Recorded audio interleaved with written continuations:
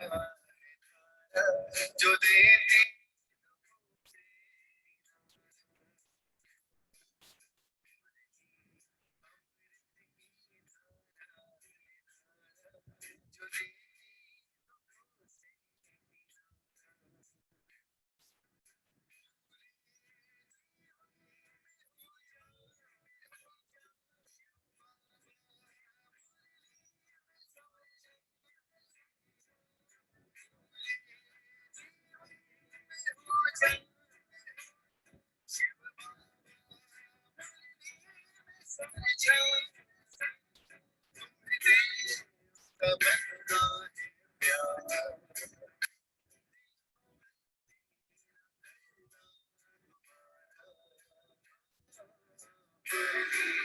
अमृत की धारा है धारा जो देती दुखों से किनारा।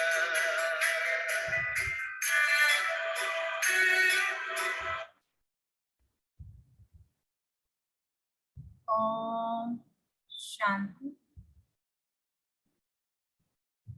ओम शांति। ओम शांति। सभी रिलैक्स होकर बैठे, बुद्धि को चारों तरफ से हटाकर पूरा ध्यान विकृति के मध्य में। ये मुझ आत्मा का निवास स्थान है। मैं आत्मा शरीर की मालिक हूँ। मैं आत्मा इन कर्मेंद्रियों की मालिक हूँ। मैं आत्मा बहुत भाग्यवान हूँ कि परम पिता परमात्मा ने मुझे अपना बनाया है और रोज मुझे गुणों से, शक्तियों से, ज्ञान से भरपूर करते जाते हैं। शुक्रिया मेरे बाबा, शुक्रिया मुझे अपना बनाने के लिए, मुझे रोज पढ़ाने के लिए, मुझे पतित से पावन बनाने के लिए। अभी मैं आत्मा अपने परम पिता परमात्मा के महावाक्य सुनूंगी। ओम शांति। आज 14 अगस्त 2021 बाबा के महावाक्य हैं। पहले सुनते हैं मुरली का सार। मीठे बच्चे, तुम ड्रामा के गुप्त राज को जानते हो कि यह संगम युग ही चढ़ती कला का युग है। सतयुग से लेकर कलाएं कम होती जाती है। पता है ना, सतयुग में 16 कला सब पूर्ण होते हैं, फिर 14 आते हैं, फिर धीरे धीरे उतरते उतरते 0 पे आ जाते हैं। तो बाबा कह रहे हैं कि यह संगम युग ही चढ़ती कला का युग है। सतयुग से लेकर कलाएं कम होती जाती है। प्रश्न है, सबसे उत्तम सेवा कौन सी है और वह सेवा कौन करता है? सबसे उत्तम सेवा कौन सी है और वह सेवा कौन करता है? उत्तर है, भारत को स्वर्ग बनाना, रंग को राव बनाना, पतित को पावन बनाना, यह है सबसे उत्तम सेवा। ऐसी सेवा एक बाप के सिवाय और कोई भी नहीं कर सकता। बाप ने ऐसी महान सेवा की है, तब तो बच्चे उनकी इज्जत करते हैं। सबसे पहले सोमनाथ का मंदिर बनाकर उनकी पूजा करते हैं। गीत है, आखिर वह दिन आया आज। ओम शांति। मीठे मीठे रूहानी बच्चों ने यह गीत सुना। जैसे आत्मा गुप्त है और शरीर प्रत्यक्ष है ना, शरीर दिखता है, आत्मा तो नहीं दिखती। तो जैसे आत्मा गुप्त है और शरीर प्रत्यक्ष है, आत्मा इन आंखों से देखने में नहीं आती है, इनकॉग्निटो है जरूर, परंतु शरीर से ढकी हुई है, इसलिए कहा जाता है आत्मा गुप्त है। आत्मा खुद कहती है मैं निराकार हूँ, यहाँ साकार में आकर गुप्त बनी हूँ। आत्माओं की निराकारी दुनिया है, वहां तो गुप्त की बात नहीं, परमपिता परमात्मा भी वहां रहते हैं। उनको कहा जाता है सुप्रीम, ऊंच से ऊंच आत्मा, परे ते परे रहने वाला परमपिता परमात्मा। बाप कहते हैं जैसे तुम गुप्त हो, मुझे भी गुप्त आना पड़े। मैं गर्भ जेल में नहीं आता हूँ, मेरा नाम एक ही शिव चला आता है। मैं इसमें आता हूँ तो मेरा नाम नहीं बदलता। इनकी आत्मा का जो शरीर है उनका नाम बदलता है।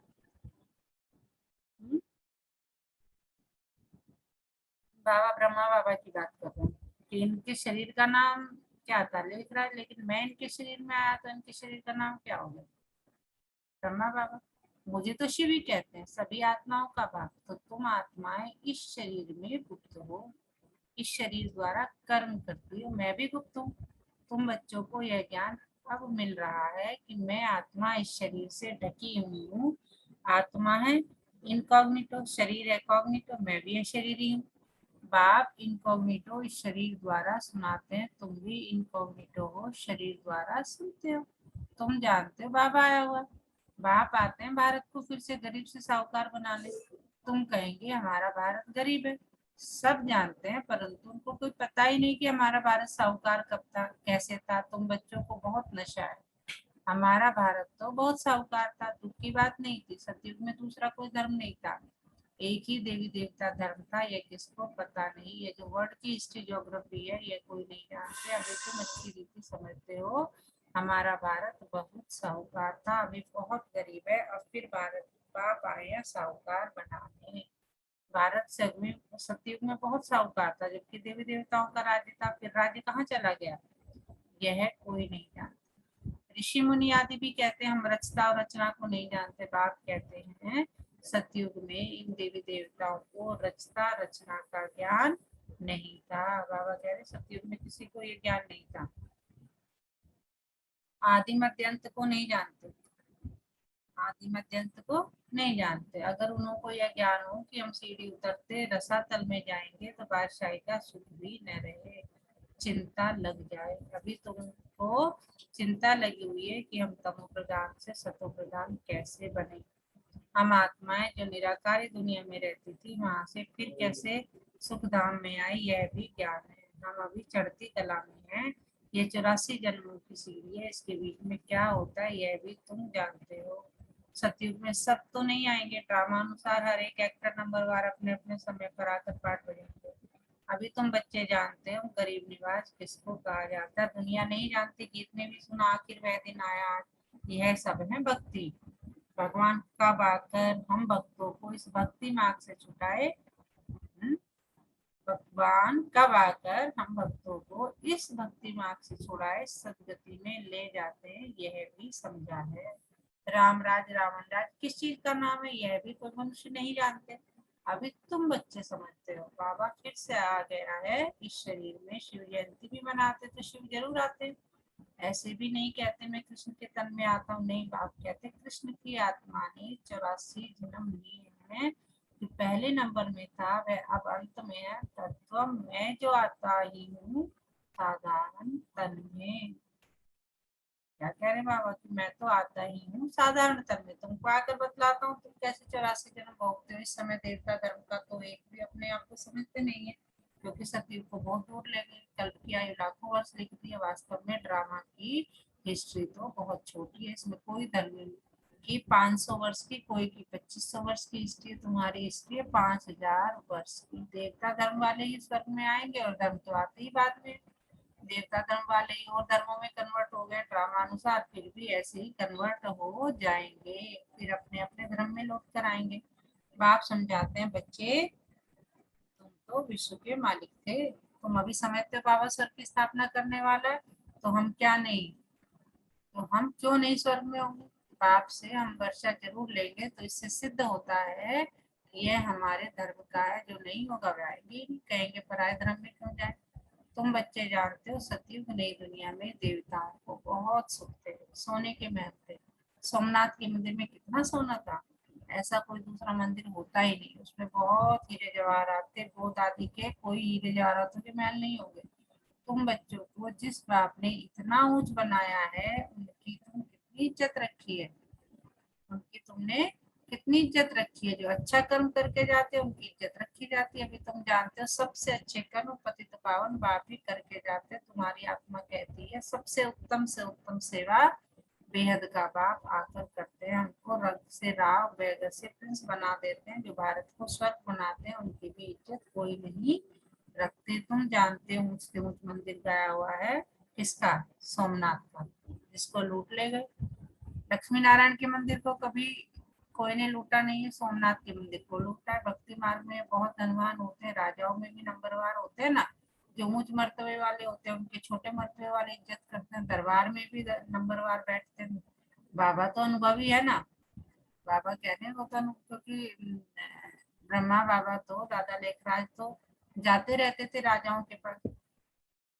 अरे वो तो अनुभवी है ना, यहाँ की दरबार है पतित राजाओं की, पावन राजाओं की दरबार कैसी होगी, जबकि उनके पास इतना धन होगा तो उनका घर भी इज्जत ही अच्छा, उनका घर भी इतना ही अच्छा होगा। अभी तुम जानते हो बाबा हमको पढ़ा रहे हैं, स्वर्ग की स्थापना करा रहे हैं। हम महाराजा महारानी स्वर्ग के बनते हैं, फिर हम कहते हैं, फिर हम पहले पहले शिव बाबा के पुजारी बनेंगे, जिससे स्वर्ग का मालिक बनाया, जिसने स्वर्ग का मालिक बनाया सबसे पहले उसकी पूजा करेंगे, उनकी हम पूजा करेंगे। वह हमको बहुत साहूकार बनाते हैं। अभी भारत कितना गरीब है, आगे इतना गरीब नहीं था, बहुत खुशी में रहते थे। जो जमीन 500 रुपए में ली थी आज 5,000 में भी नहीं मिलती है। वहां तो धरने का मूल्य होता ही नहीं, जिसको जितना चाहिए ले ले, ढेर की ढेर जमीन पड़ी होगी, मीठी नदियों पर तुम्हारे महल होंगे ना। बाबा कह रहे हैं कि सतयुग में तो इन सब चीजों की कोई कमी होगी नहीं, मनुष्य बहुत थोड़े होंगे, प्रकृति दासी होगी, फल फूल बहुत अच्छे मिलते रहते हैं। अभी तुम कितनी मेहनत करते हो, लेकिन सूखा पड़ जाता है तो अन्न नहीं मिलता है। तो गीत सुनने से तुम्हारे रोमांच खड़े हो जाने चाहिए। बाप को गरीब नवाज कहते हो। अब समझा ना, किसको साहूकार बनाते हैं, जरूर यहाँ जो आएंगे उनको साहूकार बनाएंगे ना। तुम बच्चे जानते हो हमको पावन से पतित बनाने में 5,000 वर्ष लगे हैं। अभी फिर फट से बाबा पतित से पावन बनाते हैं, ऊंच से ऊंच बनाते हैं, 1 सेकंड में जीवन मुक्ति मिल जाती। कहते हैं बाबा हम आपके हैं। बाप कहते बच्चे तुम विश्व के मालिक हो। बच्चा पैदा हुआ और वारिस बना, कितनी खुशी होती है। लेकिन बच्ची को देख चेहरा ही उतर जाता है। यहाँ तो सभी आत्माएं बच्चे हैं, हम स्वर्ग के मालिक बन गए। अभी पता पड़ा है हम 5,000 वर्ष पहले स्वर्ग के मालिक थे। बाबा ने ऐसा बनाया था। शिव जयंती भी मनाते हैं, परंतु ये नहीं जानते कि वह कब आया था, लक्ष्मी नारायण का राज कब था, कुछ नहीं जानते। हाँ जी, तो कौन बताएगा बाबा ने क्या पढ़ाया अभी तक।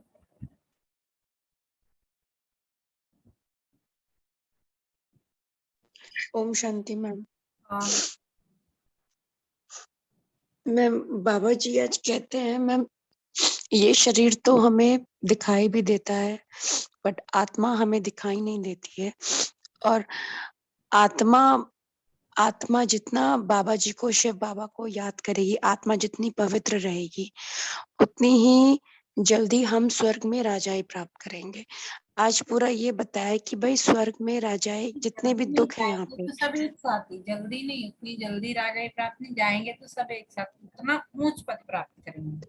हाँ उच्च पद प्राप्त करेंगे, सॉरी, उच्च पद प्राप्त करेंगे। और उस पद को प्राप्त करने के लिए बाबा जी हमें रोज रोज मुरली में याद दिलाते हैं कि भाई मुझे याद करो, जितना हो सके मुझे ही याद करो। अब टाइम आ गया है, जाना तो है ही, सबको पता है हमें ये विश्व छोड़ के जाना है, बट अभी लोगों को पता नहीं कि ये कौन सा, ये शिव बाबा के आने का, बहुत से लोग हैं जिन्हें ये नहीं पता कि भाई इस वक्त हम लोग पावन, पतित से पावन बन रहे हैं। हम लोग अपने आप को सेल्फ प्योर कर रहे हैं, हम जितनी गंदगी है, जितने हमारे विकार है, उन्हें साफ कर रहे हैं।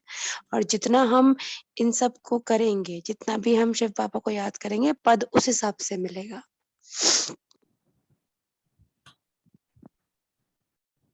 फिर बाबा क्या कह रहे हैं देखते हैं। बाबा कहते हैं कि लक्ष्मी नारायण का राज कब था कुछ नहीं जानते ये दुनिया वाले। वास्तव में भारत की आबादी सबसे बड़ी होनी चाहिए, भारत की जमीन भी सबसे बड़ी होनी चाहिए। लाखों वर्ष हो फिर तो बहुत जमीन चाहिए, सारी दुनिया की भी जमीन पूरी ना हो। लाखों वर्ष में कितने मनुष्य पैदा हो, अनगिनत मनुष्य हो जाएंगे, इतने तो है नहीं। ये सब बातें बाप बैठ समझाते हैं, मनुष्य सुनते हैं तो कहते हैं ये बातें तो कब सुनी, ये बातें तो कभी नहीं सुनी, न कोई शास्त्रों में पढ़ी, ये तो वंडरफुल बातें।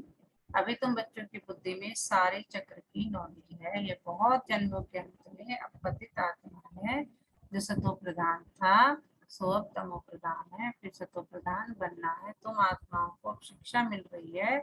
आत्मा शरीर द्वारा सुनती है तो शरीर डूबता है, क्योंकि आत्मा सुनती है ना। बरोबर हम आत्मा ने 84 जन्म लिए, 84 माँ बाप जरूर मिले होंगे। यह भी हिसाब है ना, बुद्धि में आता है 84 जन्म लेते हैं, फिर और कमती जन्म वाले भी होंगे। मिनिमम मैक्सिमम का हिसाब होगा ना। बाप बैठ समझाते हैं शास्त्रों में क्या क्या लिख दिया, तुम्हारे लिए तो फिर भी 84 जन्म कहते हैं, मेरे लिए तो अनगिनत बेशुमार जन्म कह दिया। खंड खंड में बस जिधर देखता हूँ तू ही तू, कृष्ण ही कृष्ण है। मथुरा वृंदावन में कहते हैं कृष्ण सर्वव्यापी है, राधे पंथ वाले कहेंगे राधे ही राधे, कहेंगे हम राधा स्वामी है, कृष्ण स्वामी और हैं, वह राधे को मानते हैं। जिधर देखता हूँ राधे ही राधे, तुम भी राधे हम भी राधे। अब बाप बैठ समझाते हैं, बरोबर में गरीब निवाज हूं ना, भारत ही सबसे साहूकार था, अभी सबसे गरीब बना है, इसलिए मुझे भारत में ही आना पड़े। यह बना बनाया ड्रामा है, इसमें जरा भी फर्क नहीं हो सकता। यह ह्यूज ड्रामा है, ड्रामा जो शूट हुआ वह हूबहू रिपीट होगा। ड्रामा का भी पता होना चाहिए, ड्रामा माना ड्रामा, वह होता है हद का ड्रामा, यह है बेहद का ड्रामा। इसके आदि मध्य अंत को कोई नहीं जानते, तो गरीब निवाज निराकार भगवान को ही मानेंगे, कृष्ण को नहीं मानेंगे। कृष्ण तो धनवान सतयुग का प्रिंस बनता है, भगवान को तो अपना शरीर है नहीं, वह आकर तुम बच्चों को धनवान बनाते हैं, तुमको राजयोग की शिक्षा देते हैं, वह भी पढ़ाई से बैरिस्टर आदि बनते हैं, फिर कमाई करते हैं। बाप भी तुमको भी पढ़ाते हैं, तुम भविष्य में नर से नारायण बनते हो, तुम्हारा जन्म तो होगा ना, ऐसे तो नहीं स्वर्ग को समुद्र से निकल आएगा। कृष्ण ने भी जन्म लिया था जी, कृष्ण ने भी जन्म लिया ना, कंसपुरी आदि तो उस समय थी नहीं। कृष्ण का कितना नाम गाया जाता है, उनके बाप का नाम ही नहीं। उनका बाप कहाँ है, जरूर राजा का बच्चा होगा ना, वहाँ बड़े राजा के घर में जन्म होता है, परंतु वह पतित राजा होने के कारण उनका नाम थोड़ा ही होगा। कृष्ण जब है तब थोड़ी पतित भी रहते हैं, जब वह बिल्कुल खल्लास हो जाते हैं तब वह गद्दी पर बैठते हैं, अपना राज ले लेते हैं, तभी उनका संवत शुरू होता है। लक्ष्मी नारायण से संवत शुरू होता है, तुम पूरा हिसाब लिखते हो, इनका राज इतना समय, फिर इनका राज इतना समय, तो मनुष्य समझेंगे यह तो कल्प की आयु बड़ी हो ही नहीं सकती, 5000 वर्ष का पूरा हिसाब किताब है। अच्छा, मीठे मीठे सिखिलते बच्चों प्रति माता पिता बाप दादा का याद प्यार और गुड मॉर्निंग। रूहानी बाप की रूहानी बच्चों को नमस्ते। हम रूहानी बच्चों की रूहानी माता पिता बाप दादा को सर्व संबंधों से याद प्यार गुड मॉर्निंग नमस्ते बाबा नमस्ते। शुक्रिया बाबा शुक्रिया, हमें अपना बनाने के लिए, हमें रोज पढ़ाने के लिए, हमें से पावन बनाने के लिए, हमें गुणों से शक्तियों से ज्ञान से भरपूर करने के लिए। हाँ जी, तो क्या पढ़ाया बाबा ने आज? ओम शांति दीदी। ओम शांति। मैम आज बाबा ना मुरली को रिवाइज, जो मुरली में ज्ञान दे रहे हैं ना, जो राजयोग था उसको थोड़ा सा रिवाइज करा बाबा जी ने। उसने बताया कि जो ज्ञान हमें पता है 5000 साल बाद ये फिर से सृष्टि रिपीट होगी, ये ज्ञान सिर्फ और सिर्फ तुम लोगों को पता है। जी। और कह रहे हैं कि कौन रचता है, कौन रचयिता है, कौन उसकी रचना है, इसके बारे में सिर्फ और सिर्फ हमें ही चिंता है। तो हमें इस बात की कतई चिंता नहीं करनी चाहिए कि क्या होगा क्या नहीं होगा, क्योंकि जो हो रहा है ना वो 5000 साल फिर से रिपीट होगा। तो जो ये हो रहा है इसको ये सोच के रखेंगे ये तो हमारे कर्म हैं जो हमारे साथ घटना घट रही हैं, इसलिए अपनी बुद्धि में सिर्फ और सिर्फ बाबा का ज्ञान रखें, यानी कि मुझे याद करके चलते चलो तो तुम स्वर्ग में पहुंच जाओगे। लेकिन स्वर्ग में पहुंच गए तो इसको लिए थोड़ा ना कि तुम सीधे राजा बन जाओगे, नहीं, वहां पहुंचकर तुम अपने पुरुषार्थ के अनुसार अपना स्थान प्राप्त करोगे। ओम शांति। धारणा के लिए मुख्य सार, रचयिता और रचना का ज्ञान बुद्धि में रख सतो प्रधान बनने का पुरुषार्थ करना है। बस एक ही चिंता रखनी है, क्या कि हमें सतो प्रधान जरूर बनना है, बस ये चिंता दिमाग में छुपती रहनी चाहिए। इस बेहद के ड्रामा को बुद्धि में रख अपार खुशी में रहना है। बाप समान इज्जत पाने के लिए पतितों को पावन बनाने की सेवा करनी है। पतितों को जितना पावन बनाएंगे उतनी इज्जत बाप समान मिलती जाएगी। वरदान, एवर रेडी बन, हर परिस्थिति रूपी पेपर में फुल पास होने वाले एवर हैप्पी भाव। एवर रेडी बन, देखो बाबा ने आज तो एग्जाम सीट पकड़ा दिया था। एवर रेडी बन, परिस्थिति रूपी पेपर में फुल पास होने वाले एवर हैप्पी भाव। जो एवर रेडी है उनका प्रैक्टिकल स्वरूप एवर हैप्पी होगा। हमें तैयार है, हाँ जी, ये ड्रामा चल रहा है, जब कब हमारा बुलावा आ जाए, बाबा कब मेरे लिए गेट खोल दे, तो एवर रेडी। तो बाबा कह रहे हैं कि जो एवर रेडी है उनका प्रैक्टिकल स्वरूप हमेशा एवर हैप्पी होगा। कोई भी परिस्थिति रूपी पेपर में प्राकृतिक आपदा द्वारा आया हुआ पेपर व कोई भी शारीरिक कर्म भोग रूपी पेपर आए, इन सब प्रकार के पेपर्स में फुल पास होने वाले को ही एवर रेडी कहेंगे। शारीरिक आया कि हाँ भाई ये तो मेरे ही कर्मों का हिसाब किताब है, मेरा ही कर्म भोग है ना। भोगना तो जो है शरीर ही भोगेगा ना। बाबा कह रहे इसी तरह से कि कोई भी शारीरिक कर्म भोग हो, प्राकृतिक आपदा हो, परिस्थिति रूपी पेपर हो, कोई भी आए, इन सब प्रकार के पेपर्स में फुल पास होने वाले को ही एवर रेडी कहेंगे। जैसे समय किसके लिए रुकता नहीं, ऐसे कभी कोई भी रुकावट रोक न सके। माया के सूक्ष्म स्थूल बिंदु एक सेकंड में समाप्त हो जाएं, तब एवर हैप्पी रह सकेंगे। स्लोगन क्या है? समय पर सर्व शक्तियों को कार्य में लगाना, अर्थात मास्टर सर्वशक्तिमान बनना। समय पर सब शक्तियों को कार्य में लगाना, अर्थात मास्टर सर्वशक्तिमान बनना। मान लीजिए गुस्सा आ रहा है तो समय पर याद आ जाए, नहीं मैं तो शांत स्वरूप आत्मा हूँ। तो वो शांत समय पर पता चला कि गुस्सा कर दिया, उसके बाद याद कर रहे तो कोई फायदा नहीं। समय पर सर्व शक्तियों को कार्य में लगाना, अर्थात मास्टर सर्वशक्तिमान बनना। आज का मीठा मोती, उस प्यारे प्रभु का रूप बहुत प्यारा ज्योति का बिंदु है और वह सर्व गुणों का सिंधु है, यानी सागर है। उस प्यारे प्रभु का रूप बहुत प्यारा ज्योति का बिंदु है और वह सर्व गुणों का सिंधु है। तो आज पूरा दिन किस समान में रहना है? मैं एवर हैप्पी आत्मा हूँ। मैं एवर हैप्पी आत्मा हूँ। वो तभी पॉसिबल है जब आप क्या करेंगे? 24 घंटे क्या रहेंगे? किसी मतलब कि खुश रहेंगे। किसी भी तरह की प्राकृतिक आपदा या परिस्थिति रूप जो भी पेपर है या कर्म भोग है, कोई भी पेपर आए उसमें आप फुल मार्क्स से पास हो। समय पर क्या करें? याद आ जाए, वो शक्तियां याद आ जाए, तभी आप एवर हैप्पी रह सकते हैं। अच्छा, ओम शांति। अभी हम योग करेंगे, सभी रिलैक्स होकर बैठे, बिल्कुल रिलैक्स होकर बैठे, कमर सीधी, पूरा ध्यान सांसों पर, कमर सीधी, पूरा ध्यान सांसों पर।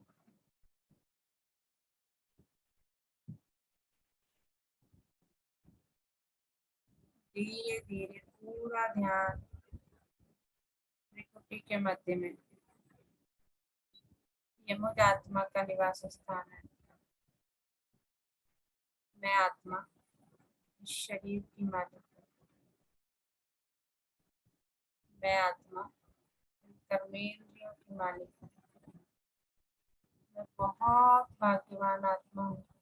परम पिता परमात्मा ने एक स्वस्थ शरीर मुझ आत्मा को रहने के लिए दिया है, जिसमें स्वस्थ कर्मेंद्रियां निवास करती हैं, जो बिना रुके बिना थके 24 घंटे अपने इस शरीर को, मेरे इस शरीर को चलाती है।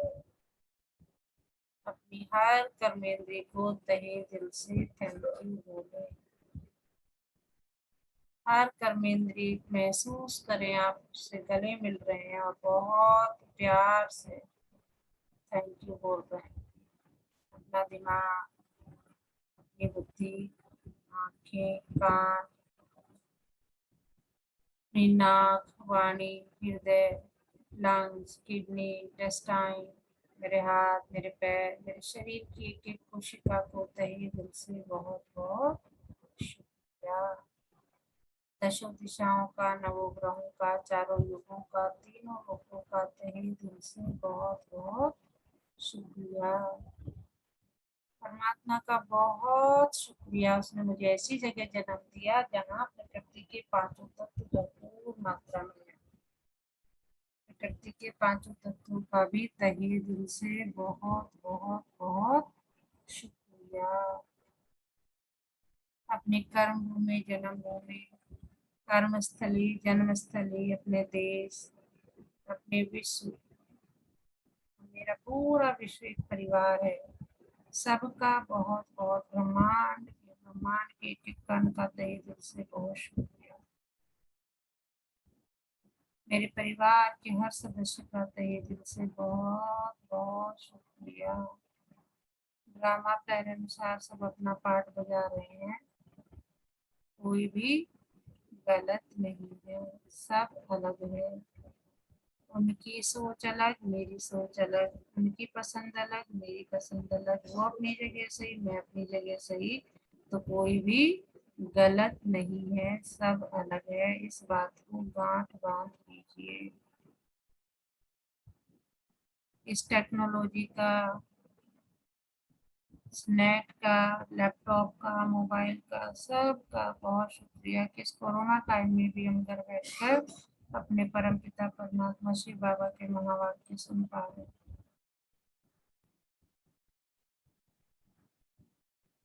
इस जीवन निर्वाह के लिए जिस भी व्यक्ति, वस्तु एवं छोटी से छोटी, बड़े से बड़ी, सबका तहे दिल से बहुत बहुत बहुत शुक्रिया।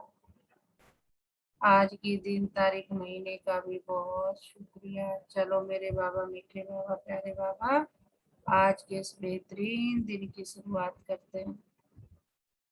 और बाबा मेरा हाथ पकड़कर निकल चले आज के दिन की यात्रा पर। देखें अपने आप को जाते हुए, बाबा मेरा हाथ पकड़कर लेके जा रहे हैं आज के दिन की यात्रा पर। मैं बेफिक्र बादशाह, बाबा का बच्चा, हंसता खेलता गाता मस्ती में झूमता हुआ, अपने बाबा से बातें करता हुआ जा रहा हूँ आज के दिन की यात्रा पर। देखें अपने आप को जाते हुए।